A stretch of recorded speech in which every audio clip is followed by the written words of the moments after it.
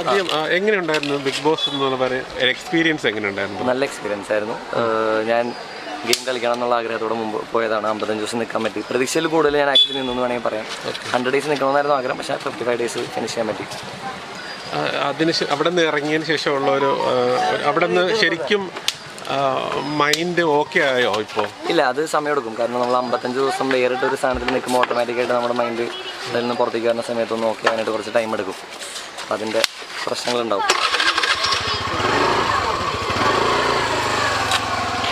ശരിക്കും ഗബ്രി ഇപ്പോൾ ഔട്ടാവേണ്ട ആളല്ല എന്ന് തോന്നിയായിരുന്നു. അതില്ല, ഞാൻ അങ്ങനെ എനിക്ക് തോന്നിയിട്ട് കാര്യമില്ലല്ലോ. അത് പ്രേക്ഷകർക്ക് തോന്നിയാലല്ല അതിൽ കാര്യമുള്ളൂ. അതായത് ഞാൻ പവർ റൂമിൽ നിന്ന് ഇറങ്ങിയത് പ്രേക്ഷക വിധി തേടിയിട്ടാണ്. പ്രേക്ഷക വിധിയിലാണ് ഞാൻ ഔട്ടായത്. അപ്പോൾ ഓബിയസ്ലി അത് പ്രേക്ഷക വിധിയാണ്. അല്ല, ശരിക്കും എല്ലാവരും പറയണേ ഗബ്രി കുറച്ച് കളിക്കുന്ന ആളായിരുന്നു.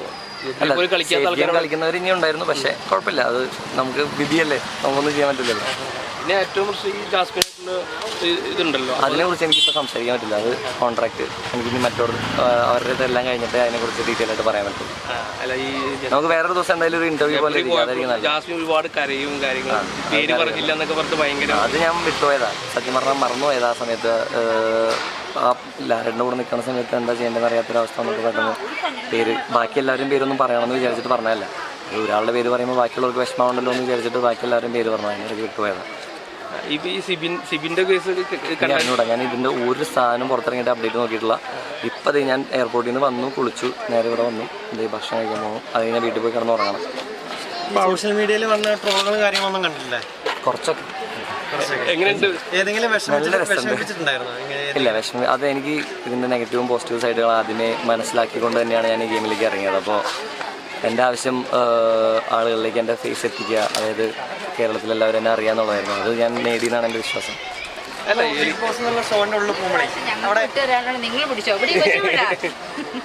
അവിടെ എങ്ങനെ പ്ലേ ചെയ്യേണ്ടതെന്നൊക്കെ അറിഞ്ഞിട്ടാണല്ലോ നമ്മൾ പോകുന്നത്. അല്ല, ഞാൻ അങ്ങനെയല്ല പോയത്. കോൺട്രവേഴ്സീസും വിവാദങ്ങളും ഉണ്ടാവുമെന്ന് ഓൾറെഡി അതിൻ്റെ ഉള്ളിൽ നിൽക്കുമ്പോൾ അറിയാമായിരുന്നു ഓരോ സാഹചര്യം വരുന്ന സമയത്ത്? ഇല്ല, കോൺട്രവേഴ്സീസ് അല്ല.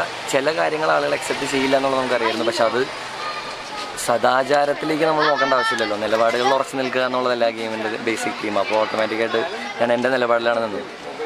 നാട്ടുകാരുടെ ഒക്കെ എങ്ങനെയുണ്ട് ശരിക്കും? ഇതിപ്പോൾ ഞാൻ സാധാരണ ഇവിടെ ഇതേപോലെ തന്നെ സിനിമയിൽ അഭിനയിച്ചിട്ട് ഇതിൽ കൂടെ തിരിഞ്ഞ് നടന്ന പയ്യനാണ്. പക്ഷേ ഇപ്രാവശ്യം വന്ന് ഇപ്പോൾ ആളുകൾ ഭയങ്കരമായിട്ട് കാര്യമായിട്ട് നോക്കുന്നുണ്ട് എല്ലാവരും. എനിക്കത് ഭയങ്കര ഓക്വേർഡ്. അതായത് നമ്മുടെ സ്വന്തം പള്ളി, നമ്മുടെ സ്വന്തം ആൾക്കാരല്ലേ. അതിൻ്റെ അവിടെ നിന്ന് ഇറങ്ങിയപ്പോൾ ഏറ്റവും കൂടുതൽ മിസ് ചെയ്യുന്നത് എന്താ? ബിഗ് ബോസിൽ നിന്ന് മിസ് ചെയ്യുന്നത് എന്താ? ഒന്നുകൂടെ പറയാൻ കേട്ടില്ല. അല്ല, അവിടെ സൗണ്ട് കേട്ടോ. ഞാൻ ഒന്നുകൂടെ ചോദിക്കാം. ബിഗ് ബോസിൽ നിന്ന് ഇറങ്ങിയതിന് ശേഷം ഏറ്റവും കൂടുതൽ മിസ് ചെയ്യുന്നത് ആരെയാണ്? ജാസ്മിനെ തന്നെ. എന്തുകൊണ്ടായിരിക്കും അങ്ങനെ ഒരു മിസ്? 55 ദിവസം ഒരുമിച്ച് ഭക്ഷണം കഴിച്ച് ഒരേ സ്ഥലത്ത് താമസിച്ച ആളുകൾ ഓട്ടോമാറ്റിക്കായിട്ട് നമുക്ക് ഏറ്റവും കൂടുതൽ ഇഷ്ടപ്പെടുന്നവരെ തന്നെയല്ലേ നമ്മൾ മിസ് ചെയ്യുക. അപ്പോൾ ഓബിയസ്ലി അത് തന്നെയാണ്. ഇതിലിപ്പോൾ സംബന്ധിച്ചാൽ ജാസ്മിൻ്റെ ഹൈജീനെ പറ്റി പറയാൻ പറ്റില്ല. അല്ല, പുറത്തിറങ്ങിയ ആൾക്കാർ പോലും ഭയങ്കരമായിട്ട് അതിനെക്കുറിച്ച് വിമർശിക്കുന്നുണ്ട്. ഞാൻ കണ്ടിട്ടില്ല. ഞാൻ കണ്ടിട്ടാണെങ്കിൽ ഞാൻ കറക്റ്റായിട്ടുള്ള കാര്യങ്ങൾ അതിനെക്കുറിച്ച് സംസാരിക്കാം. പക്ഷേ എനിക്ക് ഇൻ്റർവ്യൂസ് വേറെ ഒന്നും കാണാൻ പറ്റില്ല. ഞാൻ എപ്പിസോഡ് പോലും കണ്ടിട്ടില്ല. എന്താ പുറത്ത് വന്നേണെന്ന് പോലും എനിക്ക് അറിഞ്ഞുകൂടാ. ഞാൻ അകത്തുള്ള പെർസ്പെക്റ്റീവിലാണ് സംസാരിക്കണം. ബാക്കിയെല്ലാം നമുക്ക് വഴിയെ ഒരു ഡീറ്റെയിൽ ആയിട്ടൊരു ഇൻ്റർവ്യൂവിൽ. ഇപ്പോൾ ഇതിൽ നെഗറ്റീവായാലും പോസിറ്റീവായാലും ഇപ്പോൾ ജീവിതത്തിൽ ഇപ്പോൾ നെഗറ്റീവാണ് പുറത്തു പോയെങ്കിൽ ഗബ്രിൻ്റെ ലൈഫിൽ ഇത് ബാധിക്കും തോന്നുന്നുണ്ടോ നെഗറ്റിവിറ്റി? ഉറപ്പായിട്ടും നെഗറ്റിവിറ്റി എല്ലാവരുടെയും ജീവിതത്തിന് ബാധിക്കും. അത് പോസിറ്റിവിറ്റി വെച്ച് ബാലൻസ് ചെയ്യുമ്പോഴാണല്ലോ നമ്മുടെ ലൈഫ് മുമ്പോട്ട് പോകുന്നത്. അപ്പോൾ എന്താ പ്ലാൻ എന്താ ഗബ്രി? ശരി, ഭക്ഷണം കഴിക്കും. ഒരുപാട് ആൾക്കാർ ഇങ്ങനെ ഇഷ്ടപ്പെടുന്ന ആൾക്കാർ മലയാളീസ് ഒരുപാടുണ്ട്. അതറിയത്തില്ല. 2 ദിവസം കഴിയുമ്പം ഈ സോഷ്യൽ മീഡിയക്ക് നോക്കും ഗബ്രിയലിന് മനസ്സിലാവും. അപ്പോൾ ശരിക്കും ഈ പ്രണയം എന്നതിനെക്കുറിച്ച് ഗബ്രിയൽ എന്ന പേഴ്സൺ എന്താണ് അഭിപ്രായം? അത് പറയാൻ പറ്റില്ല. മാനസികാവസ്ഥയിലല്ല ഇപ്പം ഞാൻ ഉറങ്ങിയിട്ടില്ല.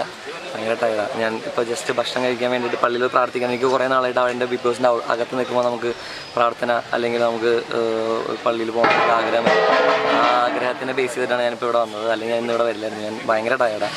ഇന്നലെ ഉറങ്ങിയിട്ടില്ല, ഇന്നും ഉറങ്ങിയിട്ടില്ല. ജസ്റ്റ് ഇവിടെ വന്നിട്ട് പ്രാർത്ഥിച്ചിട്ട് ഭക്ഷണം കഴിച്ച് പോകണം എന്നുള്ള മൈൻഡിലാണ് വന്നത്. തിരിച്ചു പോകണമെന്നുള്ള ആഗ്രഹമുണ്ടോ? ഉറപ്പായിട്ടും 100 ദിവസം നിൽക്കാൻ പറ്റുമെങ്കിൽ 100 ദിവസം അതിൻ്റെ അത് നിൽക്കണം തന്നെയാണ്. ഇനി ഒരു ഫണ്ടി ക്വസ്റ്റ്യൻ കൂടെ. 100 ദിവസം ആണ് നമ്മൾ പ്ലാൻ ചെയ്ത് പോയത്. വെറും 2 പെട്ടികളായിരുന്നു എയർപോർട്ടിൽ നിന്ന് വന്നപ്പോൾ കയ്യിലുണ്ടായിരുന്നു. ഒരു പെട്ടി ഉണ്ടായിരുന്നുള്ളൂ ആക്ച്വലി. ഞാൻ വീടിൻ്റെ അകത്ത് പോയി കഴിഞ്ഞാൽ. അപ്പോൾ ബാക്കിയൊക്കെ എങ്ങനെയാണ്? ബാക്കിയെല്ലാം ഞാൻ റിപ്പീറ്റ് ചെയ്ത് ഉപയോഗിച്ചിരുന്നത്. എനിക്ക് അങ്ങനെ മറ്റേ പോലെ കോസ്റ്റ്യൂം അങ്ങനത്തെ പരിപാടി ഇല്ല. ഞാൻ വീണ്ടും ഉപയോഗിച്ച് തന്നെ ഉപയോഗിക്കായിരുന്നു. അതുകൊണ്ട് അങ്ങനത്തെ പ്രശ്നമില്ല. അത് നിങ്ങൾ കണ്ടിട്ടുണ്ടാവുമല്ലോ. ഞാനിട്ട് ഒരു ഈശോൻ്റെ പോലത്തെ ഒരു ടീഷർട്ട് ഇനി ഇട്ട് കഴിഞ്ഞാൽ അത് കത്തിച്ചാളിന്ന് പറഞ്ഞുകൊണ്ടാണ് അത് ഞാൻ നിർത്തിയത്. അല്ലെങ്കിൽ അത് ഞാനൊരു 6 വർഷം ശരിക്കും ട്രോളായിട്ട് വാഴകൾ എത്ര ഉണ്ടെന്നൊക്കെ ചോദിക്കുന്ന സമയം മുമ്പാണ്.